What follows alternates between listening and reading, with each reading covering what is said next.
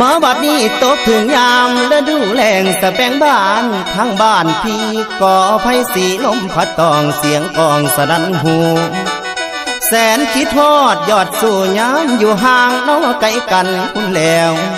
สะแบงบ้านลมพัดปิ่นหมุนดอกลงพื้นสุดที่ฟื้นทนใดอุกภายในหัวใจพี่นางเอ้ยนางไงกูละอายนี่หนพรบ่พรบ่ข้านิ่งน้ำนองเจ้าเรื่องเก่านอกข้างหลังคุณแล้วมันยังฝังในใจเสียจ้องจำเด้อจิตอายคำที่สายเคยเว้าไว้น้ำสาวเบิดทุกสิ่งคำ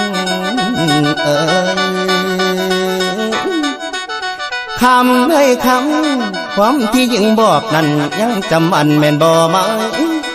น้องว่าน้อง